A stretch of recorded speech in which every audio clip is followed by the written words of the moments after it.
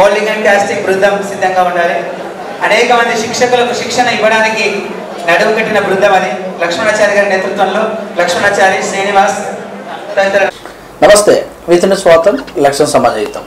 మరి విశ్వ కర్మలంతా కూడా ప్రస్తుతం ఉన్న పరిస్థితి మీద మరి ఖచ్చితంగా కూడా అందరూ ఏకం కావాలని, ఐక్యత్మతంగా ఉండాలని, మన హక్కులు సాధించుకోవాలని గత 3 సంవత్సరాలు కూడా మరి శ్రీ విరాట్ విశ్వకర్మ పరిరక్షణ సమితి రిజిస్ట్రేషన్ పేరుతోటి మరి వేములవాడ మదన్ మోహన్ గారు మరి అందరం కూడా ఐక్యమత్యంగా మన హక్కులు కాపాడుకుందామని మననే ప్రజాప్రతినిధులందరికీ కూడా సన్మాన కార్యక్రమం నిర్వహించారు. మరి తను సికింద్రాబాద్లో లాస్ట్ టైం పోటీ చేశారు.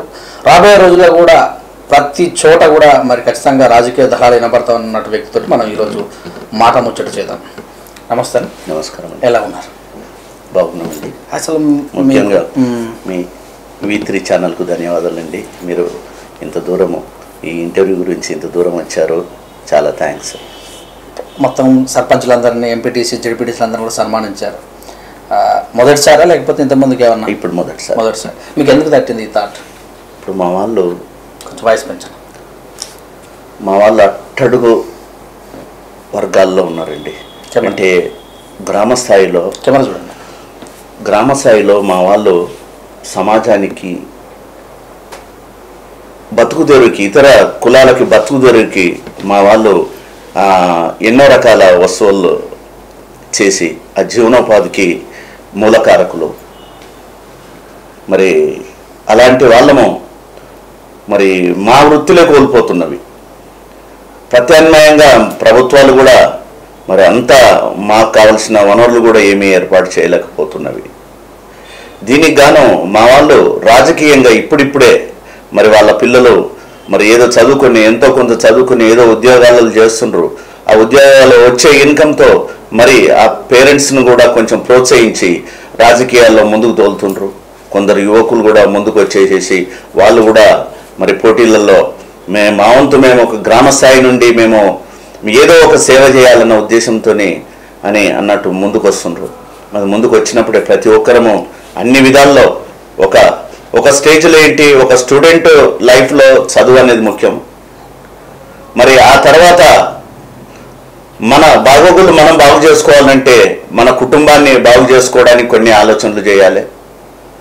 ఆ తర్వాత మనం సమాజానికి ఏమి చేస్తే మన సమాజం బాగుపడుతుంది అనే కోణంలో ఆలోచించినప్పుడు ఒక వర్గానికి, సపోజు నేను ఒక విశ్వబ్రాహ్మణ వర్గంలో ఉన్నా, కులంలో ఉన్నా, మరి నా కుటుంబం నా ఒక కులం ఉన్నదంటే నా కుటుంబంగా భావించుకొని నా కుటుంబానికి నేను ఏం చేస్తే బాగుంటుంది, నా కుటుంబీకులు ఏ రకమైన నేను ఒక పుషింగ్ ఇస్తే నా కుటుంబం బాగుపడుతుందన్న ఒక ఆలోచనతోని మరి ప్రతి ఒక్కరు కూడా ఈ రాజకీయాల్లో ముందడుగేయడానికే ఈ యొక్క గ్రామ స్థాయిలో మరి ఉపయోగపడే ఒక సర్పంచులుగా గెలిచినందుకు వాళ్ళు పడే కష్టము కూడా మరి ఎంతనో ప్రతి ఒక్కరికి తెలుసు. మరి ఆ గ్రామ స్థాయిలో గెలిచిన తర్వాత మరి ఒక రాష్ట్ర లెవెల్లో మా నాయకత్వాలు ఉన్నాయా, మా రాష్ట్ర నాయకులు ఉన్నారా, మా విశ్వబ్రాహ్మణులు మమ్మల్ని ఏమన్నా గుర్తిస్తుండ్రా ఇంత కష్టపడ్డ తర్వాత అన్న ఒక కోణంలో వాళ్ళు ఆలోచించినప్పుడు మరి ఇక్కడ ఏమీ లేదు అనే ఒక ఆలోచన కాకుండా మేమున్నాము రాష్ట్ర లెవెల్లో, మనకు వచ్చే ప్రతిఫలాలు ఏవైతే ఉన్నాయో, మీ సమస్యలు ఏమున్నాయో మీరు అప్డేట్ చేయండి. ఇక్కడ మనకు ఒక రాష్ట్ర నాయకత్వం ఉన్నది, రాష్ట్ర నాయకులు ఉన్నారు. మరి రాష్ట్ర నాయకుల తరఫున మనకు వచ్చే ఒక లబ్ధి ఏ రకంగా మరి గ్రామ స్థాయికి వరకు చెందాలని ఒక ప్రయత్నం చేయడమే ఈ లక్ష్యంతో మరి ఎంపీటీసీలు వాళ్ళు కూడా ఈ గ్రామ స్థాయిలో ఉపయోగపడేవాళ్ళు, గ్రామాలకు ఉపయోగపడేవాళ్ళు. ఏ లబ్ధి అయినా మరి ఈ గ్రామ స్థాయికి ముందు ఉపయోగపడాలి. వాళ్ళు వ్యవసాయం మీద ఆధారపడేది. మరి వ్యవసాయాలు అనేది అందరికీ మరి ఇప్పుడు కాలాన్ని బట్టేసేసి అందరూ వ్యవసాయం చేయలేకపోతుంటారు. కొన్ని వృత్తుల వల్ల మేము విశ్వబ్రాహ్మణులము 5 వృత్తులు చేస్తాం. మేము ముందు మనోమయ, త్వష్ట, శిల్పి, విశ్వజ్ఞ అంటే 5 వృత్తులు చేసేవాళ్ళు. మను అంటే కమ్మర పని చేసేవాళ్ళు, ఐరన్ వర్క్ చేసేవాళ్ళు. మరి మయ అంటే కార్పెంటర్. అంటే ఇవి చరిత్రలో ఏంటంటే మరి ఒక ఐరన్ అనేది బంగారం కంటే విలువైంది. ఒక ఐరన్ ఓర్ నుండి ఐరన్ సపరేట్ చేయడం అంటే అప్పుడు మాన్యువల్గా తీసేది. ఇప్పుడు మెషినరీస్ వచ్చాయి అన్ని. ఒక మాన్యువల్గా ఒక రాయి నుండి ఆ ముడి పదార్థాన్ని ఒక ఐరన్ సపరేట్ చేసి మరి ఐరన్ నుండి కావలసిన మన వస్తువులు తయారు చేసుకున్నామంటే చరిత్రలో మా యొక్క క్యాస్ట్ కార్పెంటర్స్ వడ్రంగం పురాణ కాలంలో ప్రాచీన కాలంలో వుడ్డుతోనే ఇల్లు నిర్మించేది. ఇప్పుడు సపోజు ఇప్పుడు ఏది నేపాల్ ఉంది, నేపాల్ క్యాపిటల్ ఏంటి? కాట్మాండ్. కాట్మాండ్ అని అంటే కర్రతో నిర్మించిన ఇల్లు అని అర్థం. కర్రతో నిర్మించిన ఇల్లు అంటే కాట్మాండ్ అంటారు. అంటే దాని పేరే కాట్మాండ్. అంటే ఆ ఇండ్లు నిర్మించేవాడు ఆ ఇళ్లకు కావాల్సిన ఇంటి మంచాలే కానివ్వండి, ఏవైనా మనం కూర్చుండే కుర్చీలు కానివ్వండి, ఏవైనా ఫర్నిచర్ ఇవన్నీ తయారు చేసేవాడు కార్పెంటర్. అలాగే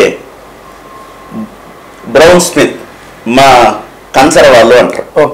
ఈ కంచర వాళ్ళు ఏంటంటే మనకు కావాల్సిన వంట సామాగ్రి, వంటలు కావాలి, బవన్లు ఇవి అవన్నీ ప్లేట్లు ఇవన్నీ కంచాలు అవన్నీ తయారు చేసేసుకొని మరి సమాజానికి అందించే అటువంటి వాడు కంచర వాళ్ళు.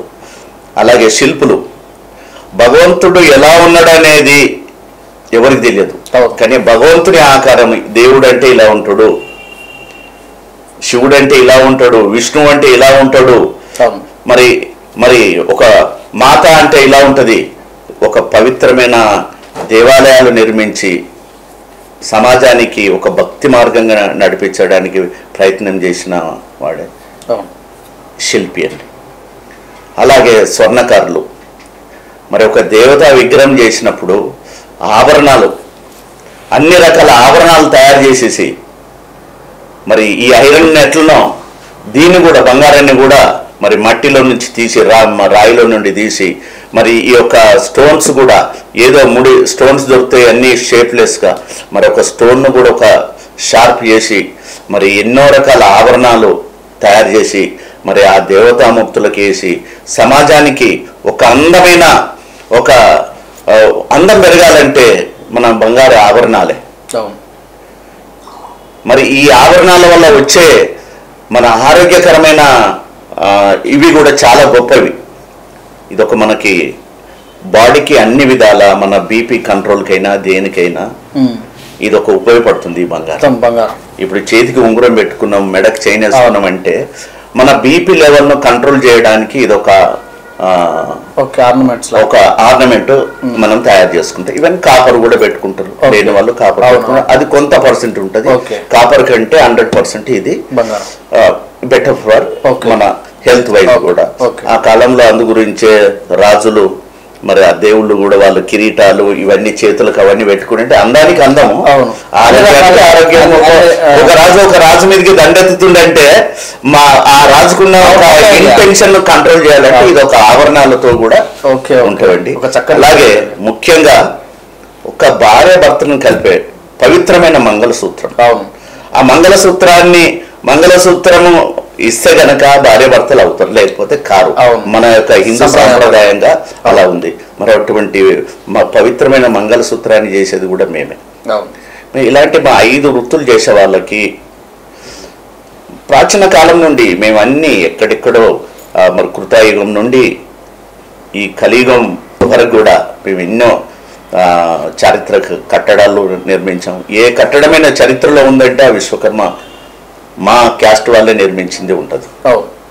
మరి అలాంటిది మన దేశం అంతటా చూస్తున్నాము, ప్రపంచం మొత్తంలో కూడా చూస్తున్నాం. మరి ఎన్నో దేవాలయాలు చూస్తున్నాం. ఆ దేవాలయాలు ఏ రకంగా నిర్మించారు ఆ రాతితోని అని అనేదంటే అజంతా వెళ్ళారో చూసాం, చిన్నవి మనకి ఇక్కడ దగ్గరలో ఉన్నవే.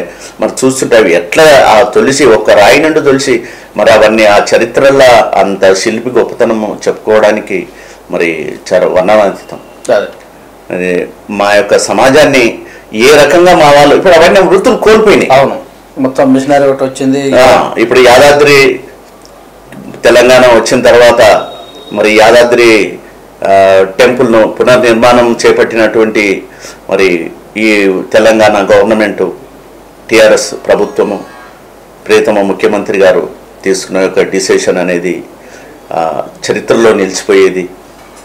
ఆయన చిరస్థాయిగా ఆయన ఉన్నట్టే అని మనం భావించుకోవాలి. లేకున్నా ఉన్నట్టు చిరస్థాయిలో ఆయన చరిత్రలో ఎప్పుడు ఉండిపోయేటువంటి ఒక మంచి పని. మరి ఆ రాతి కట్టడానికి ఆనంద్ సాయి గారని మా విశ్వకర్మనే దానికి ఆర్కిటెక్టు. మరి అంత గొప్ప చరిత్ర గల మా యొక్క విశ్వబ్రాహ్మణ కులం అండి. ఇది ఒక కులం అనే చెప్పుకోవడానికే మేము ఒక సర్వ్ చేసేవాళ్ళం. మేము అంటే ఇతరులకు ఏదో రకంగా మేము ఉపయోగపడే వాళ్ళం. వ్యవసాయం చేసే వాళ్ళకి కార్పెంటర్స్ గా ఈ యొక్క నాగళ్ళు అంటే అరకలు ఇవన్నీ ఉంటాయి అవి చేసి పెట్టేవాళ్ళము. అంటే కమ్మర వాళ్ళకి వడ్రంగి వాళ్ళు ఇద్దరికి అనుసంధానంగా ఒకరు కర్రు చేస్తే ఒకరు నాగలు చేస్తే ఒకరు కర్రు పెట్టాలి. ఆ నాగలి కర్రు ఉంటేనే అది నాగలి పని చేస్తుంది. ఇట్లా అనుసంధానంగా వాళ్ళ మనుమయ అంటారు. అంటే మనుబ్రహ్మ అంటే కమ్మరి పని చేస్తారు, ఐరన్ వర్క్ చేస్తారు. మయబ్రహ్మ అంటే కార్పెంటర్ వర్క్. వీళ్ళిద్దరు కలిసి వీళ్ళు గ్రామ స్థాయిలో ఉపయోగపడారు. అంటే ఇప్పుడు అన్ని వృత్తుల వాళ్ళు గ్రామ స్థాయి నుండి కానీ రాష్ట్ర స్థాయి వరకు ప్రపంచం మొత్తంలో కూడా ఈ 5 వృత్తుల వాళ్ళు ఉపయోగపడుతుంటారు. మరి ఇలాంటి చరిత్ర కలిగిన వాళ్ళని అంటే ఎవరో రాష్ట్ర స్థాయి వాళ్ళకు ఏదో అంటే ఏం తెలియకుండా వాళ్ళ మట్టికే వాళ్ళు అంకితం అయిపోతుంటారు. మేము కూడా రాష్ట్ర లెవెల్లో ఉన్నాము, మిమ్మల్ని గౌరవించుకుంటాం, మీరు రాజకీయంగా ఇంకా ముందుకు పోవాలని ఒక మంచి కాన్సెప్ట్తోని ఈ యొక్క కార్యక్రమం చేయడమే. దీనికి మా కుల పెద్దలు తొలి శాసనసభాధిపతి మధుసూదనాచారి గారు వచ్చారు, సిరికొండ మధుసూదనాచారి గారు వచ్చారు. మా endowment joint commissioner retired Lalkota Venkatachari గారు వచ్చారు. మరి మా ఇంకా చాలామంది మా పెద్దలు వచ్చారు. మా విశ్వకర్మ భవనం, మా సంఘ భవనం ఉందండి సికింద్రాబాద్లో. ఆ భవనంలోనే ఈ యొక్క కార్యక్రమాన్ని నిర్వర్తించాము. ఇది సమాజానికి మేము ఒక అవేర్నెస్, మన సమాజం ముందుకెళ్తుంది, ఒక రాజకీయంగా కూడా ముందడుగేస్తుంది. మా వాళ్ళు తెలంగాణలో లేకుండా ఇతర రాష్ట్రాల్లో నార్త్ సైడ్ మా వాళ్ళు కూడా గొప్ప గొప్ప పదవులలో ఉన్నారు. ఇక్కడ కూడా ఐఏఎస్ ఐపీఎస్లు ఉన్నారండి. మరి ఒక ఈ అవేర్నెస్ తీసుకొచ్చినప్పుడే మా వాళ్ళలో ఉత్సాహం కలుగుతుందనే ఉద్దేశంతో ఈ యొక్క కార్యక్రమం చేయడం అయింది. అయితే మన మధుసూదనాచారి గారు విశ్వ బ్రాహ్మణ అంటే ప్రపంచం అంతా ఉన్నటువంటి వ్యక్తులు చట్టసభలు లేకపోతున్నారని ఒక దగ్ధ సందంతో మాట్లాడారు. ఈ విధంగా మీరు ఎలా ముందుకెళ్ళే అవకాశం ఉంది ఈ యొక్క అంశం మీద? అంటే ఇక్కడ ఏమైందంటే సమాజానికి ఒక రాజకీయంగా ఎదుగుదలకు డబ్బుకు ముడిపడి ఉన్నదండి. మేము మా బ్రతుకులు మేము బతుకుతున్నాం. అంటే మా వాళ్ళు అయ్యో అవి తిండికి లేక మేము అల్లాడుతున్నాం అన్నట్టు ఉండదు. ఆ రోజు వరకు అప్పటికప్పుడైనా ఎవరన్నా వస్తే ఒక రింగు చేయాలండి అని అంటే అప్పటి వరకు రింగు తయారు చేసి ఇస్తామండి. దానికి ఏదో వెండిదో ఏదో దాని నుండి వచ్చేటివి ఏదో అప్పటి వరకైనా తీసుకొచ్చుకొని మేము హాయిగా తినగలుగుతామండి. సో సంపాదన అనేది మా దగ్గర లేదు, అంత ఇన్కమ్ అనేది లేదు. ఇప్పుడు మళ్ళీ ఇవన్నీ కొత్త కొత్త కొత్త మెషినరీస్ చేసేసి షాప్స్, పెద్ద పెద్ద మోడర్న్ షాప్స్ వచ్చాయి. మరి పెద్ద పెద్ద మెషినరీతోని సిఎన్సి మిషన్స్ వచ్చాయి. ఆ బంగారం అందులో పెట్టేసే కావాల్సిన ఐటమ్ కూడా ఆర్నమెంట్స్ తయారై వచ్చేసాయి. అటువంటి మెషినరీస్ వచ్చినవి. దానివల్ల మా చేతులన్నీ కోల్పోయినవి. ఇప్పుడు ఇప్పుడు స్వీడన్ కంపెనీ ఐకియా వచ్చేదండి. ఐకియా వల్ల ఫర్నిచర్ చేసుకునే వాళ్ళకి ఏదో మాన్యువల్గా చేసుకునే వాళ్ళందరూ నష్టపోతున్నారు. ప్రభుత్వం దీనికి ప్రత్యామ్నాయంగా ఆలోచిస్తుంది. ఇప్పుడు మీరు కూడా చిన్న కుటీర పరిశ్రమలు పెట్టుకోండి, దానికి చిన్న స్థాయిగా ఒక 11-12 మంది కలిసి ఒక పరిశ్రమ పెట్టుకుంటే దానికి మా వంతు మేము సబ్సిడీగా మేము ఒక 50% సబ్సిడీగా మేము లోన్స్ ఇస్తామని చెప్తుండ్రు మన తెలంగాణ ప్రభుత్వం. మరి కేంద్ర ప్రభుత్వం కూడా కొన్ని లోన్స్కి సబ్సిడీగా ఇస్తుండ్రు. అవన్నీ మనం ఉపయోగించుకోవడానికి కూడా ఇది ఒక అవేర్నెస్ ప్రోగ్రామ్గా మేము ఒక గ్రామ స్థాయి ఇప్పుడు మండల స్థాయి వరకు కూడా మేము ఒక ప్రచారంగా మేము మొదలు పెట్టడానికి ప్రయత్నం చేస్తున్నాము. దీనికి మా వాళ్ళందరూ కూడా ఉత్సాహం చూపిస్తుంటండి. దీనివల్ల మా వాళ్ళకి ఏ రకంగా మేము ఉపయోగపడతాం అంటే తెలియని విషయం మనం తెలియపరచడానికి. వాళ్ళ గ్రామంలో ఏదైనా మేము ఒక చిన్న ఇండస్ట్రీ పెట్టుకుంటున్నామో ఒక 2 కోట్లతో అంటే 11 మంది తల ఒక 10 లక్షలతో ఏదైనా పెట్టుకున్నారంటే ఒక 1 కోటి రూపాయలు గవర్నమెంట్ ఇస్తారండి. ఆ 2 కోట్లతో వాళ్ళ గ్రామంలో ఉన్నటువంటి వాళ్ళందరికీ కూడా మా కమ్యూనిటీ వాళ్ళకు ఒక ఉపాధి కలిగినట్టు ఉంటుంది. ఇట్లా గ్రామ స్థాయి నుండి మండల స్థాయి వరకు, మండల స్థాయి నుండి జిల్లా స్థాయిలైనా రాష్ట్ర స్థాయి వరకు కూడా మేము ఇవన్నీ ఒక కార్యక్రమాలు చేయాలన్న ఉద్దేశంతో ఒక సంకల్పం చేపట్టినాము. ఓకే, మరి ఇంతకుముందుకు మీద పార్టీలో అనుబంధంగా ఉన్నారా? ఇప్పుడు పార్టీతో సంబంధం లేకుండా మనం పోటీ కూడా చేశారు. ఇది రాబోయే రోజులు ఏమన్నా? మేము ప్రొఫెసర్ జయశంకర్ సార్, ఆయన 1969 నుండి ఆయన పడ్డ శ్రమ అనేది తెలంగాణ సాధనకు మీకు తెలియని విషయాలేం కాదు. తెలంగాణ దేశ ప్రజలకు అందరికీ తెలుసు. అలాంటిది శ్రీకాంతాచారి ఆయన ప్రాణత్యాగం కూడా తెలుసు. అది తెలంగాణలో ఎవరిని అడిగినా చెప్పవచ్చు. అలాగే మా వాళ్ళనేది కాదు, 1200 మంది ప్రాణత్యాగం చేశారు తెలంగాణ సాధనలో అనేది కూడా ప్రతి ఒక్కరికి తెలిసిన విషయమే. మరి ఇలాంటి త్యాగాలు చేసినటువంటి చరిత్ర మా దాంట్లో ఉన్నది. ప్రొఫెసర్ జయశంకర్ సార్ మరి కేసీఆర్ గారిని ఆయన నాయకత్వంలో మరి ఈయనకున్న ఆలోచన మరి తెలంగాణ సాధనకు ఉపయోగపడుతుందన్న ఒక మంచి కాన్సెప్ట్తో మరి కేసీఆర్ గారిని పిలిచి మరి ఈ యొక్క సాధనలు తెలంగాణ సాధనలో మరి మీరు పాత్ర తీసుకోవాలి, మరి దీనికి మీరు ముందుండాలంటే మరి కేసీఆర్ గారు కూడా దానికి ఒప్పుకొని మరి అన్నీ తనకున్న ఆ తెలుగుదేశంలో పనిచేసినటువంటి తను మరి రిజైన్ ఇచ్చేసేసి మరి ఇది ఇందులోకి రావడం జరిగింది. పార్టీ పెట్టుకొని ఇందులో వచ్చిన తర్వాత మరి ఆయన ఆహర్నిశలు మరి తెలంగాణ సాధనలో ఎంతో కష్టపడి మరి ఎంతోమంది ప్రాణత్యాగంతో మరి ఈ యొక్క తెలంగాణ సాధించుకున్నాం.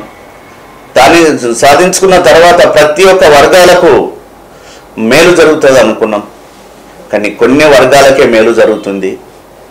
మరి అన్ని వర్గాలకు, అట్టడుగు వర్గాల నుండి అన్ని వర్గాలకు మరి బడుగు బలహీన వర్గాలందరికీ కూడాను మరి ఈ యొక్క బెనిఫిట్స్ ఏవైనా సరే అందరికీ చెందాలని కోరుకుంటున్నాం.